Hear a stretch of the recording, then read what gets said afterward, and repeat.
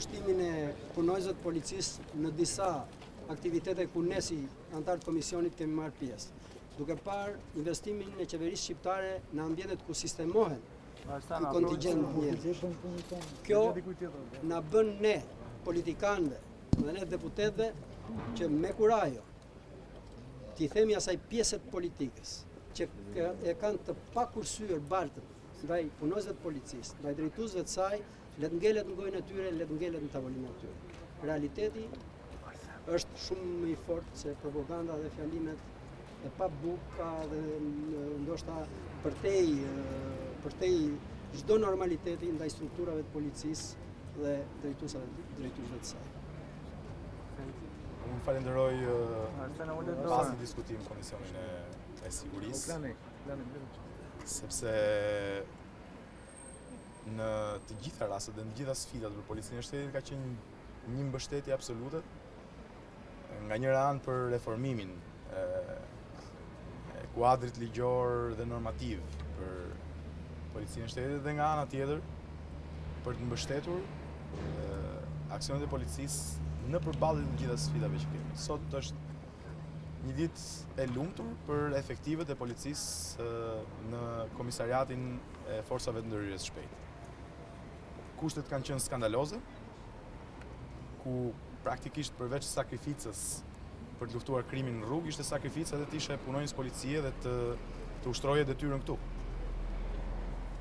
Me këtë investim të qeverisë shqiptare, që shkon mbi 6 milion euro, ne sot përurojmë mjediset ndoshta më moderne të forcave speciale në Shqipëri në mënyrë absolute, po edhe në rajon.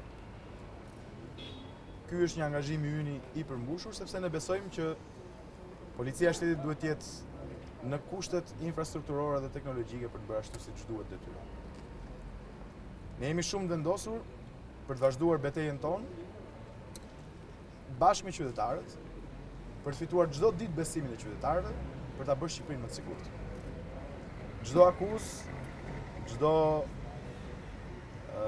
balë që hidhet mbi ne, është një konfirmim i punës së mirë që bëjnë punojësit e Policisë së Shtetit, dhe gjithçka e kemi bërë deri më sot, i vëmë vetëm një emër: nxitja e nevojshme për të vazhduar përpara me reformat, me punën e policisë, me shërbimin ndaj qytetarëve, me rritjen e besimit, me rritjen e investimeve në infrastrukturë dhe në teknologji, sepse kjo është policia që duam për Shqipërinë e gjeneratës tjetër.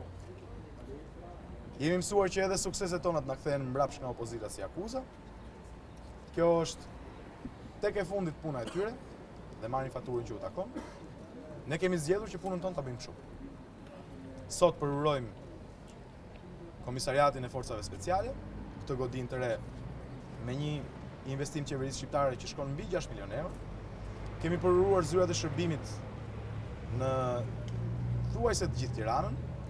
Shumë shpejt fillojnë punimet për komisariatin numër 6 në Tiranë, që ka qenë një ndër njollat e turpit policisë në Tiranë. Kemi përfunduar në të gjitha qytetet kryesore zyrat e shërbimit për qytetarët. Janë rritur mbi 6 fish telefonata të qytetarëve në sallën e komandimit policisë Tiranë. Kjo fal numrin 112 dhe rritjes kapacitetit për të mos refuzuar asnjë telefonat. Pra sot nuk ka qytetar që thotë m'doli telefoni i zënë apo nuk e kap njeri. Pra kemi ndërtuar një infrastrukturë të tërë për t'i dhënë mundësi punojësve të policisë ta besojnë realisht që janë në shërbim të qytetarëve dhe nuk janë aty as për të qenë kamzhiku i qytetarëve, as për të qenë shërbëtorët e atyre që shkelin ligjin, por janë në shërbim të qytetarëve të ndershëm të këtij vendi, që janë mbi 99% e qytetarëve. Ne kemi shumë besim që sfidat që kemi përpara janë shumë të vështira se gjithçka kemi përmbushur deri më sot. Po bëjmë një punë kolosale në luftën kundër palishmërisë, informalitetit, kriminalitetit. Po bëjmë një punë kolosale për të bashkëpunuar ngushësisht me partnerët duke rritur besimin e tyre, gjë që tregohet dhe nga rezultatet. Po bëjmë një punë kolosale për t'i shërbyer qytetarëve. Kjo është sfida jonë. Opozita ka sfidat e saj sigurisht. Unë tashmë jam mësuar me akuzat e përditshme dhe nuk më bëjnë përshtypje. Jam shumë më i vendosur për të vazhduar përpara, për të bërë detyrën. Kjo është një ndër ato prova që tregon se vëmendja jonë, ndërgjegjësimi ynë, kuptimi ynë për punën se si duhet në radh parë edukojmë punonjësit e policisë të shërbejnë qytetarëve dhe nga ana tjetër, bashkarisht me qytetarët, t'i bëjmë qytetet tona më të sigurta, sjell produkte të cilat janë shumë më komfort se çdo akuz. Qenë të lejnë, forcat e ndërhyrjes shpejt ecin para.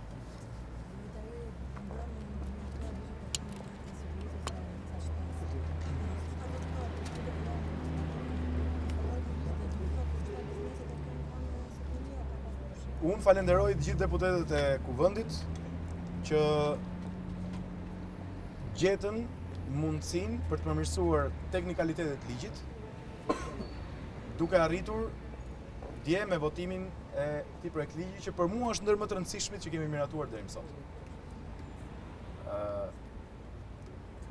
Puna ime e përditshme ka qenë bindja e çdo deputeti për ta votuar këtë projekt ligji. Sepse unë besoj që një gjë është luftëshkrimi, një gjë është të heqësh premisat për të pasur kriminalitet. E kam shpjeguar dhe disa herë tjera, pavarësisht kokëforcisë ndonjëherë duhen, për t'u bindur që ky nuk është ligji i kamerave. Ky është ligji i masave shtesë të sigurisë. Që do të thotë, ne duhet të eliminojmë faktorët që nxisin ata që duan të shkelin ligjin, për të shkelur ligjin dhe për të shkaktuar ngjarje kriminale.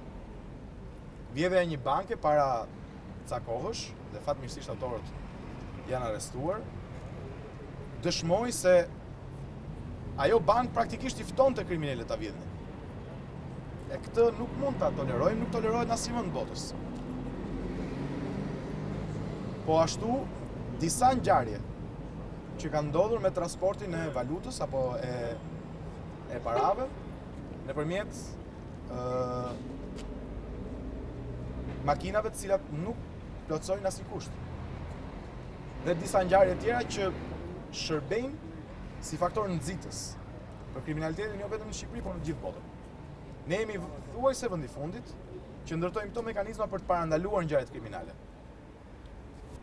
Ndaj dua sinqerisht falenderoj deputetët e Kuvendit që votuan këtë projekt ligj. Ne do fillojmë me njëherë nga puna për zbatimin e këtij projekt ligji, sepse besojmë që ka shumë për të bërë në kuadër të masave konkrete të sigurisë që duhet të marrim. Duke filluar me njësitë e biznesit që kanë më shumë risk dhe duke përfunduar te hapësirat publike, shkollat, kopshtet, të cilat duhet kenë përsëri masa sigurie. Ju kujtoj këtu një debat jo të vogël të para disa muajve mbi pikpyetje nëse duhet kemi kamera sigurie në kopshte apo jo. Apo në shkolla, në kënde lojrash e kështu me radhë. Unë pyes prindrit, është më mirë që të kemi kënde lojrash, shkolla apo kopshte me masa sigurie më të forta? Apo të kemi fenomene siç ishte raja e atij fëmijës në kopësht, të cilat pastaj na sjellin gjithë në mend se duhet marrim masa shtesë sigurie. Pra ky është momenti për të ndërgjegjësuar se ne bëjmë mirë të parandalojmë ngjarjet kriminale. Nga njëra anë, për sa është e mundur, dhe nga ana tjetër për të luftuar ata që konsumojnë shkeljen e ligjit. Ndaj dua të falenderoj të gjithë ekspertët e policisë së shtetit që kanë punuar për këtë projekt ligj. Dua të falenderoj të gjithë partnerët që na kanë mbështetur në këtë sipërmarrje. Dua të falenderoj të gjithë deputetët e Komisionit të Sigurisë në veçantë dhe deputetët e Kuvendit në përgjithësi për mbështetjen që i dhanë këtij ligji. Përpjekja për t'u bashkuar në qëndrim është përpjekja më natyrale dhe më e zakonshme që ndodh në çdo parlament votës, kështu që mendoj kemi bërë një punë të paqët lidhur me miratimin e këtij projekt ligji. Sfida më e madhe është zbatimi i tij. Ndaj një punë kolosale na pret për ta bërë realitet zbatimin e këtij ligji në mënyrë që të jetë ndoshta jo e pamundur, po shumë tepër e vështirë për të bërë një vepër penale në Republikën e Shqipërisë. Kjo nga njëra anë, nga ana tjetër, jemi shumë të angazhuar të vazhdojmë me kamerat e sigurisë. Pra, me sistemin teknologjik të kamerave të rrugës. të cilat, si në çdo vend të botës, do fillojnë edhe me shkeljet e qarkullimit rrugor, edhe me aspektet sigurisë, që kanë bëjnë me identifikimin teknologjik të mjeteve qytetarëve që konsumojnë vepra penale. Pra, është i gjithë një sistem sigurie që po ndërtojmë, sepse ne besojmë që nuk mundet kur të kemi një Shqipëri më të sigurt nëse nuk investojmë që të kemi një Shqipëri më të sigurt.